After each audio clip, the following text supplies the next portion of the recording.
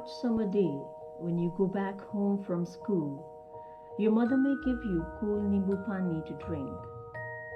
This is a very refreshing drink. Do you know how it is prepared? Let us learn to prepare nimbu pani. Take water in a glass tumbler. Add 1 tablespoon of sugar in it. Stir this mixture. What do you observe? The sugar disappears in water. Add some lemon juice and pinch of salt to the above mixture and stir. The lemon juice and salt also disappear in the water. Is this some kind of magic? This is not magic. In fact, sugar, salt, and lemon juice get dissolved in water. Soluble substances.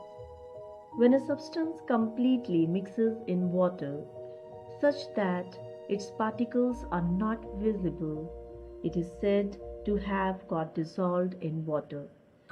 A substance which dissolves in water is said to be soluble in it. Solute and solvent.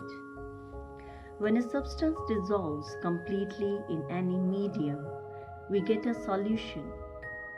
Thus, by mixing sugar in water, we get a solution of sugar in water. The substance that gets dissolved in a medium to form a solution is called a solute. The medium in which the substance is dissolved is called a solvent. In the previous activity, water is the solvent, whereas sugar, salt, and lemon juice are also solutes. The refreshing nimbu pani drink is a solution.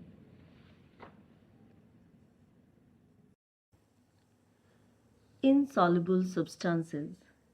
There are many materials that do not get dissolved in water in the way sugar, salt, and lemon juice do. Such substances are said to be insoluble in water. Let us perform the following activity to understand this. Take some water in a glass, beaker, or tumbler. Add some sand to it and stir thoroughly.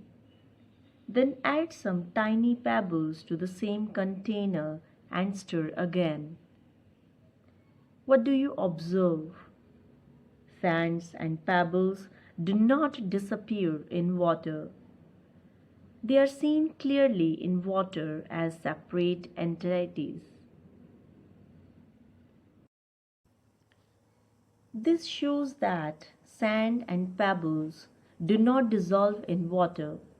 They are therefore said to be insoluble in water. We have observed earlier that lemon juice gets dissolved in water.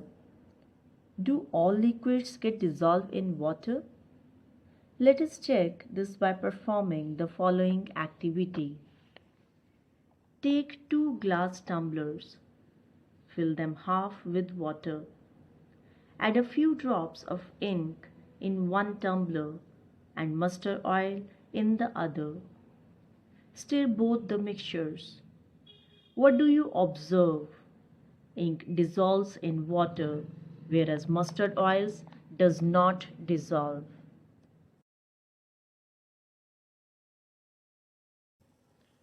It is not only solids and liquids that may or may not get dissolved in water. We find that some gases are soluble in water while others are not. Gases like carbon dioxide, oxygen dissolve in water in small amounts. Aquatic animals use this dissolved oxygen for breathing. Nitrogen gas, on the other hand, is insoluble in water. Floating and sinking. The materials which do not dissolve in water either float on its surface or sink to the bottom of the container. Let us perform the following activities to understand this. Take 2 glass beakers. Fill them half with water. Put some coins in one beaker and some cork pieces in the other. Stir both thoroughly. Coin and cork pieces are both insoluble in water. However, coins sink to the bottom of the beaker while cork floats on the surface.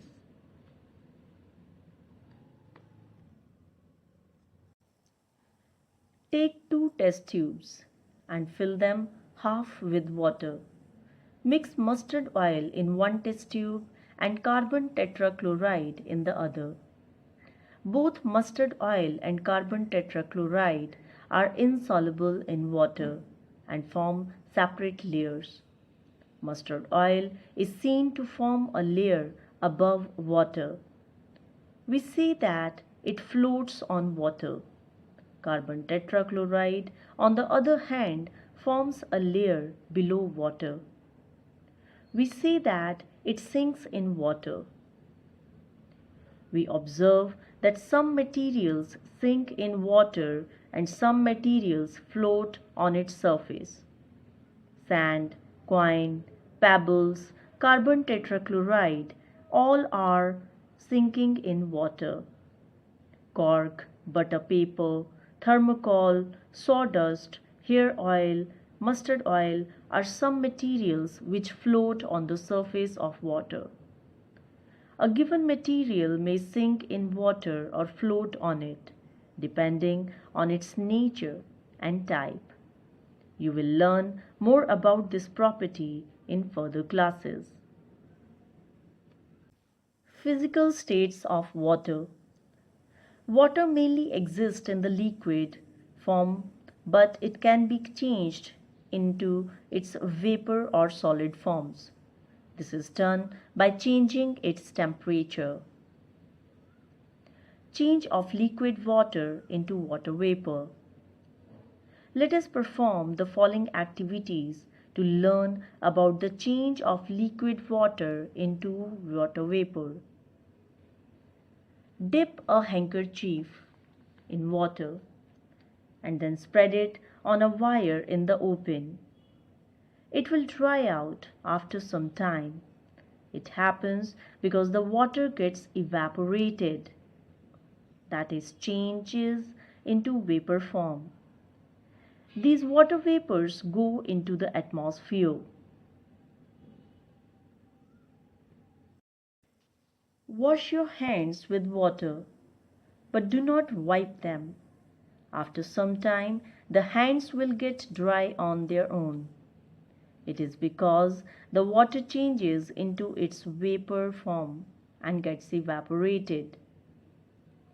Change of a liquid into its vapor form is called evaporation.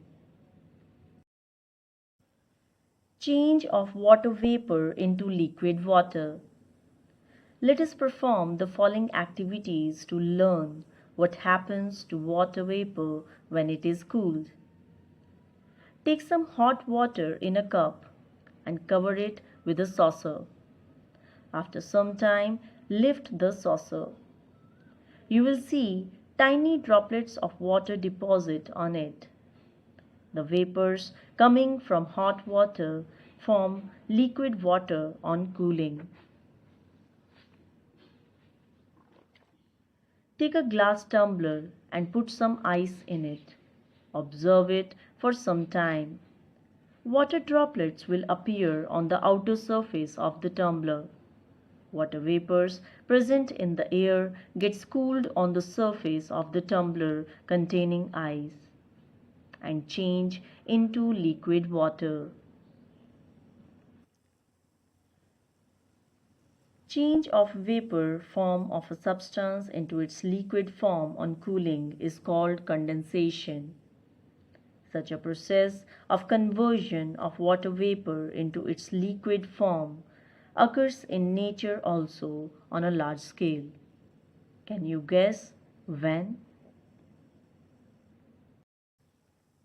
Water cycle. Water from oceans, seas, rivers and lakes changes into vapors as it evaporates due to the heat of the sun. These water vapors rise up. As these go very high, they get cooled and condense to form tiny droplets of liquid water. In this way, clouds are formed. As more and more water vapors condense, the drops of water in the clouds get bigger and bigger. Finally, they fall back on the earth as rain. A part of rainwater which falls on the earth sinks into the ground. Some of this groundwater is taken up by the plants, and some of it goes to wells or springs. Most of the rainwater goes back to the rivers and seas. From there, it again gets evaporated by the heat of the sun. The cyclic process of evaporation of water from the earth's surface, followed by its condensation, is called water cycle in nature. Raindrops, when just formed, are the purest form of water. By the time they reach the surface of the earth, they become impure because they dissolve many harmful gases present in the air and also gets dust and smoke mixed up with them. Do you know, transpiration is a process similar to evaporation. It is the loss of water from parts of plants, especially leaves.